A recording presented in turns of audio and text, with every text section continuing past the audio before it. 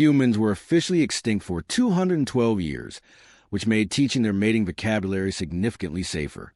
At least, that was Professor Lyric's professional opinion. Inside Lecture Chamber 7 of the Interstellar Institute of Xenolinguistics, she stood tall behind a translucent lectern, her silver-blue skin glowing softly under academic lighting. Behind her hovered a rotating hologram of an ancient planet labeled Earth, emotionally volatile, socially aggressive. Her students watched with polite boredom. Today, Lyrics began, adjusting her data slate, we continue our exploration of ancient human courtship idioms, specifically the late digital era. Several alien students straightened. Courtship units were always more popular than war dialects. Less screaming. Humans, she said confidently, possess an inefficient but fascinating tendency to conceal reproductive intention beneath casual phrasing. Observe. The hologram shifted. Netflix and chill. A ripple of academic interest moved through the room. Lyrics paced slowly. In ancient Earth culture, Netflix referred to a visual storytelling distribution ritual. Chill indicated thermal relaxation. Combined, the phrase functioned as a synchronized bonding ceremony designed to lower defenses and encourage intimate proximity. Multiple hands shot up. Yes, Threx. The four-eyed student adjusted his note implants. Professor, was reproductive activity guaranteed following the ceremony? Lyrics nodded with authority. Statistically probable, though humans valued plausible deniability. The ritual allowed both participants to retreat without social damage if attraction proved asymmetrical. The class hummed in admiration. Efficient, someone whispered. Deceptively so, Lyrics corrected. Humans rarely declared intent directly. Instead, they invited ambiguity. She tapped her slate again. That's what she said. A collective murmur. This, Lyric said, lowering her voice as if discussing forbidden scripture, was a dominance reversal incantation. She enlarged the text. When one human made an accidental statement containing suggestive phrasing, another would declare, that's what she said. This weaponized the prior speaker's words, reframing them into reproductive implication. The room went very still. So they attacked each other's mating signals? Threx asked. Correct. Why? Lyrics clasped her hands. Humor was a competitive survival trait. Humans established hierarchy through embarrassment rather than violence. Often, she allowed that to sink in. A student near the back scribbled intensely. Weaponized implication, efficient social destabilization. Lyrics continued, pleased. Next, shoot your shot. The hologram displayed an ancient human holding a spherical object. This phrase, Lyrics explained, originated in competitive projectile games. Metaphorically, it encouraged individuals to declare attraction boldly rather than suffer regret. She paused dramatically. However, humans maintain layers. To shoot your shot did not guarantee success. Failure was expected. Endurance was admired. An insectoid student tilted its head. So rejection was normalized? Yes, Lyric said. Humans evolved in high competition, mating environments. Psychological resilience became attractive. A few students shuddered. Brutal species. Lyrics advanced the slide. Hard pass. This, she said with clinical respect, was a rejection incantation. Direct, unapologetic, final, efficient, Threx whispered again. Yes, Lyrics agreed. Humans could be ruthlessly concise. She began pacing again, warming to her subject. Note the pattern. None of these phrases state desire explicitly. Humans hid vulnerability beneath humor. They disguised intention as entertainment. Their language was layered, flexible, and socially strategic. A student raised 3 appendages. Professor, if clarity was avoided, how did reproduction occur at sustainable rates? Lyrics allowed herself a small smile. Trial and error. Light laughter echoed. She continued. Another commonly misunderstood phrase. Study session. The hologram flickered. In academic archives, this appears innocent. However, cross-referencing human entertainment media suggests that a study session often functioned as a prelude to physical proximity rituals. Threx's eyes widened. Deception with education? Not deception, Lyrics corrected. Opportunity. Several students typed furiously. Extra credit, she continued, similarly extended beyond academic evaluation. It implied additional effort in exchange for favorable outcome. And hands-on learning, a voice called. Lyrics hesitated for only a fraction of a second. Context dependent, she replied smoothly, though frequently associated with tactile engagement beyond curriculum. The room vibrated with fascination. And finally, she said, voice lowering again, the legendary oral presentation. Silence. In formal human institutions, this referred to verbal knowledge demonstration before peers. However, cultural artifacts indicate secondary interpretations existed depending on tone, audience, and intent. The class froze in reverent confusion. Humans, they concluded, were exhausting. Lyrics straightened, satisfied. Thus, we observe a species that survived through social complexity. Their language allowed retreat without humiliation, pursuit without certainty, and dominance without violence. Primitive in technology at the time of extinction, yet psychologically intricate. A student near the front raised a tentative limb. Professor, why would a species evolve to avoid stating desire directly? Lyrics answered without hesitation. Because desire creates vulnerability, and vulnerability, in competitive ecosystems, invites loss. The class absorbed that. Humans, it's sincerity, inside jokes, she continued. If the feeling was reciprocated, the joke became truth. If not, it remained humor, a self-protective mechanism. Several students nodded slowly. Now, Lyric said, lifting her slate again, let us analyze and preserve human conversation involving Netflix and chill. Observe the coded escalation. The chamber door slid open with a soft hydraulic sigh. Late arrival. Lyrics did not turn immediately. You are interrupting a reproductive linguistics module. State your designation. Footsteps echoed across the polished floor. I'm here for the human language elective. The voice was warm, casual, unfiltered.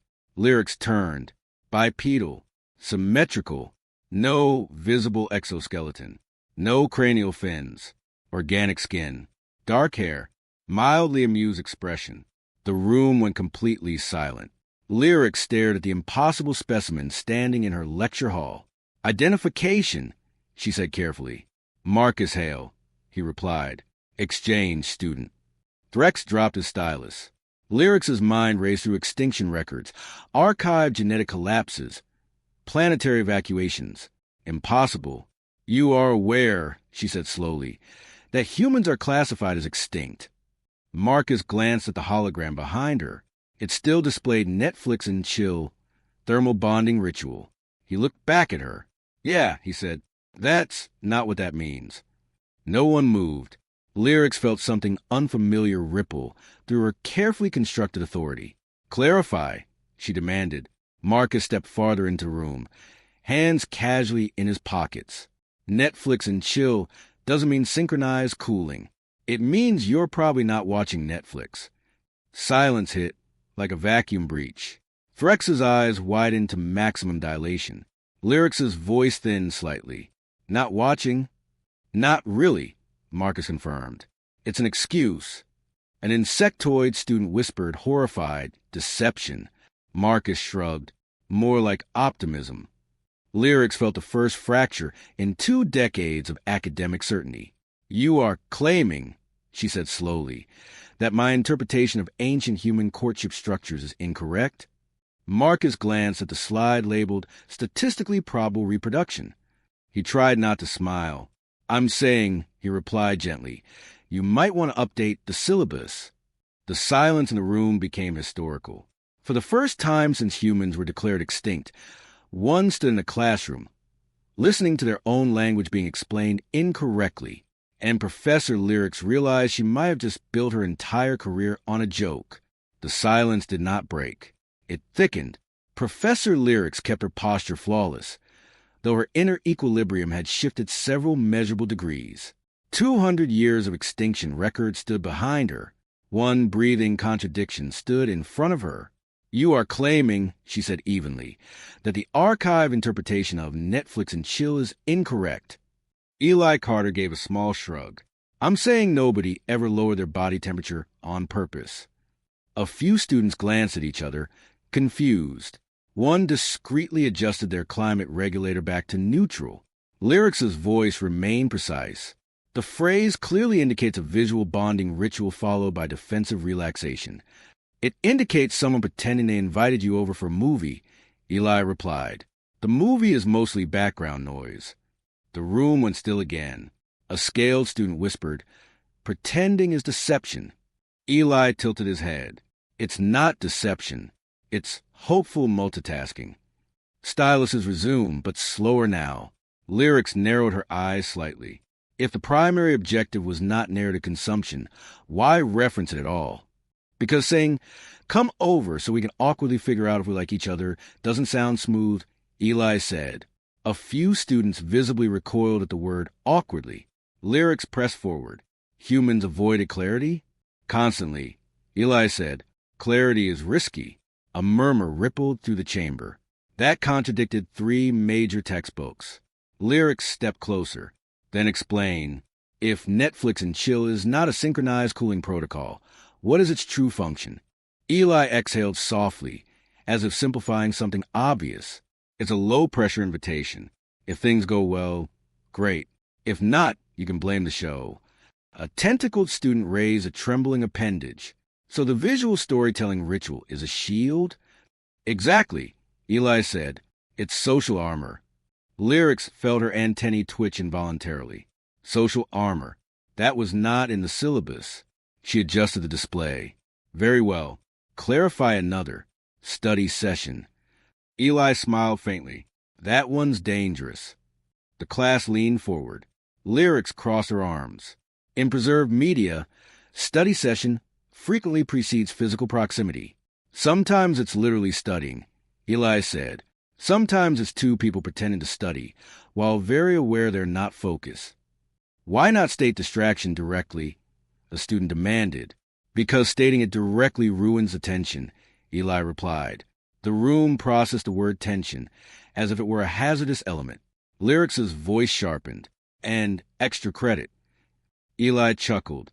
That rarely involves grading. A wave of confusion spread. In human slang, he continued, extra credit means doing something additional to impress someone. It's effort outside the requirement.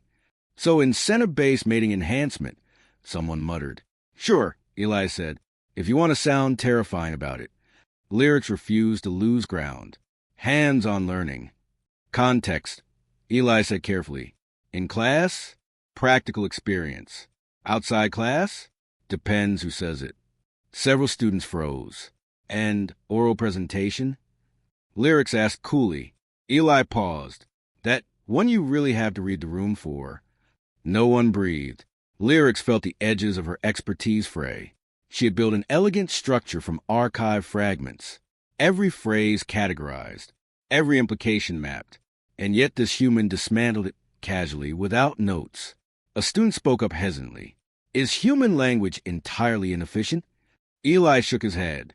No, it's efficient at being indirect. Silence again. Lyrics repeated the phrase slowly. Efficient at being indirect. Yeah, Eli said. Humans don't test compatibility by filling out forms. We test it by seeing if someone catches what we meant. A flicker of something unfamiliar moved through Lyrics' thoughts.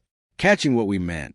You are suggesting, she said carefully, that ambiguity functions as a compatibility filter. Exactly, Eli replied. If I say something layered and you get it, we're on the same wavelength. A student whispered. So misunderstanding indicates biological incompatibility? Or just different humor, Eli said, which can feel the same. Several students looked mildly horrified at that. Lyrics felt heat rise beneath her composure. Your extinction records indicate humans struggle with interpersonal stability. Eli smiled faintly. That's accurate. And yet you claim this chaotic structure is intentional? Not planned, he said. Evolved. He stepped slightly closer to the lectern, completely at ease among species that once categorized his entire civilization as a cautionary tale. We grew up in crowded cities, competitive schools, messy social hierarchies. If you said exactly what you felt and it wasn't returned, that hurt. So we built language that let us test the water before jumping in. Lyrics studied him. He wasn't defensive. He wasn't embarrassed. He wasn't intimidated. He was amused. That unsettled her more than contradiction. A student near the back raised a cautious limb. If one misinterprets a phrase intentionally, is that also bonding? Eli grinned. Now you're getting it. Lyrics inhaled slowly. The classroom had shifted. The authority gradient tilted subtly away from her. You expect us to accept, she said, voice controlled, that 2 centuries of xenolinguistic analysis misunderstood basic human courtship? I expect you to accept that archived internet comments aren't peer-reviewed journals, Eli replied. A suppressed ripple of laughter moved through the room. Lyrics's posture stiffened. She had dedicated her career to decoding a dead species, published papers on layered mating signals, delivered keynote lectures titled Ambiguity as Adaptive Ritual, and now the species was standing in her classroom, correcting her with a half-smile. You speak confidently, she said. I am confidently human, Eli replied. The statement landed heavier than intended. Lyrics felt the first sting of something uncomfortably close to embarrassment. Very well, she said crisply. If your interpretations are accurate, demonstrate proper usage. A subtle shift moved through the class. Eli raised an eyebrow. Demonstrate? Yes, Lyrics said. Use one of these phrases authentically, in context. The challenge hung in the air. For a moment, Eli simply looked at her, not dismissive, not mocking, assessing. Then he smiled, slow, relaxed, entirely unbothered by the dozens of alien eyes tracking him. All right, he said softly. Professor, would you like to schedule a study session? The room froze. Lyrics's mind raced through archived meanings, newly corrected implications, probability models. Clarify your academic objective, she said. Eli's smile widened slightly. That depends. Are we actually studying? A collective intake of breath echoed across the chamber. Lyrics felt her antennae twitch again. The power in the room had shifted, and for the first time in her career, Professor Lyrics was no longer certain whether she was teaching a language or being tested by it. Eli leaned back slightly, letting the tension settle just enough to taste confusion in the room. All right, he said calmly. Now let me show you how humans really deploy these phrases. He picked a simple example. Netflix and chill. Tone matters more than literal meaning. Emphasis, context, body language, all crucial. Miss one cue, and it's a scheduling suggestion. Nail it, and you conveyed intent without ever stating it outright. The alien students blinked, their sensory arrays struggling to process nuance without explicit syntax. One whispered, weaponized ambiguity, astonishing. Exactly, Eli said. Humans perfected ambiguity as a survival skill. It's efficient, it's adaptive, and it keeps things interesting. He leaned forward. Now, study session. Could be academic. Could be recreational. Context determines interpretation. Extra credit isn't always academic either. Sometimes it's about impressing someone. Earning favor outside of formal structure. Hands-on learning. Well, that depends who you ask and where you are. Oral presentation? Best read the room. Lyrics's antennae twitched. She had taught the precise definitions for decades, and now the living subject challenged every syllable. A tentacled student asked cautiously, Is human language inherently inefficient? No, Eli said smoothly. It's efficient at being indirect. Humans learn to protect themselves while still pursuing objectives. Social camouflage is a survival trait. Lyrics exhaled slowly. Her carefully constructed authority was quietly eroding. She could not deny the logic, and yet instinctively, she refused to fully concede. Eli continued, Observe how these phrases propagate socially. A casual use in one context may ripple unpredictably across interactions, creating both chaos and opportunity. Humans thrive in ambiguity. Misinterpretation is often just another form of evaluation. Several students attempted to murmur examples. One said, I would like to Netflix and chill, intending a literal relaxation. Another whispered, That's what she said, hoping to test dominant signals. A third tried, Shoot your shot, oblivious to how the context would escalate tension across campus channels. Eli nodded approvingly. Exactly. Humans are adaptive. We can navigate miscommunication, exploit ambiguity, and thrive. Confusion isn't failure, it's a feature. Lyrics' mind raced. She had spent years analyzing extinct humans as predictable objects of study, and now the living species demonstrated mastery of social nuance that textbooks could never capture. She realized she had underestimated them. A student finally asked hesitantly, "How does one reconcile clarity with protective ambiguity?" Eli smiled. "You don't. You embrace it. Humans evolved to survive by letting others catch what they could. If someone gets it, they're compatible. If not, no harm done. Language as a filter, a test, a game. Lyrics process a concept. Social strategy disguised as humor, subtlety, indirect engagement. Her entire curriculum had been built on literal interpretation. Every lecture, every paper, every calculated diagram now felt incomplete. Humans hide vulnerability behind jokes. Eli continued. Sarcasm, exaggeration, misdirection, all shields. We flirt, we negotiate, we evaluate, without ever stating everything outright. Humor and ambiguity are survival tools. A student with 4 eyes and a nervous wingtip whispered, "So miscommunication is intentional?" "Sometimes," Eli admitted. "Sometimes it's accidental. But humans learn to exploit accidental miscommunication for advantage. It's clever, adaptive, and efficient. Sometimes a joke tests trust. Sometimes it signals interest. Often both." Lyrics nodded slowly, resisting a flush of recognition. He was teaching the species she had thought she understood, not as an artifact, not as a series of extinct phrases, but as living, adaptive, socially sophisticated beings. And that, Eli said lightly, is why humans are rarely predictable, often exhausting, and surprisingly resilient. Ambiguity isn't a flaw. It's an evolutionary advantage. The room shifted. Alien students processed the weight of his explanation. Some reassessed their notes. Others recalibrated their understanding of what a species could achieve when left to survive in complexity. Lyrics realized she was no longer solely instructing. She was learning from extinction itself, from irony, from a species that had mastered the art of not being fully understood. Eli glanced around. And now, imagine if these phrases spread beyond a single classroom. A ripple ran through the students. He had just introduced a systemic variable, chaos potential, social disruption, entire departments misinterpreting basic invitations. A security officer whispered, "I would like to Netflix and chill," intending relaxation. Another immediately misinterpreted it as a formal mating ritual. A research assistant declared, "That's what she said," and unknowingly asserted dominance over the lab. The dean announced, "Shoot your shot," and the engineer and division panicked. Eli observed quietly. "See? Humans thrive in confusion. Misinterpretation is part of the system. It's adaptive. It's HFY." Lyrics' respect grew. He navigated complexity effortlessly. Where she had relied on texts and tables, he relied on instinct and lived experience. Humans were not primitive. They were cunning, agile, and socially dexterous.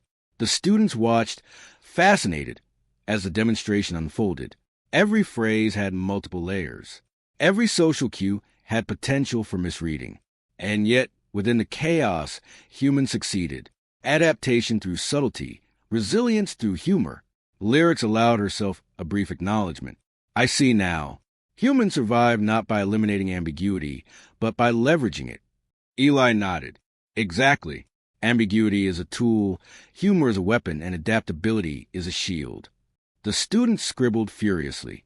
Some paused, processing the sheer audacity of human linguistic flexibility. A few admitted to feeling inadequate by comparison. Lyrics felt it too. Not shame, exactly, but awe. She had studied humans academically for decades, yet this single exchange revealed truths that no archive, no textbook, and no recorded media had ever captured. The shift in the classroom was palpable. Humans, she realized, had not merely survived. They had evolved strategies for thriving in the galaxy's unpredictable social landscape. Where alien species relied on rigid structures, humans thrived on ambiguity. Where others measure compliance, humans measure perception. And in this faceless university, under her lectern, in a chamber designed for clarity, a single human had demonstrated the true power of subtlety. Lyrics's gaze softened, her posture relaxing. For the first time, she was no longer the authority. She was a student of the species she thought extinct, watching mastery unfold with a calm, almost casual brilliance. Eli Carter smiled again. Any questions? Silence stretched, then shifted into quiet murmurs of comprehension, curiosity, and a touch of envy. Lyrics exhaled. Humans were chaotic. Humans were messy. Humans were brilliant. And humans were, undeniably, HFY. The first lesson in adaptability, subtlety, and survival had just been delivered. Professor Lyrics closed her data slate slowly, taking a measured breath.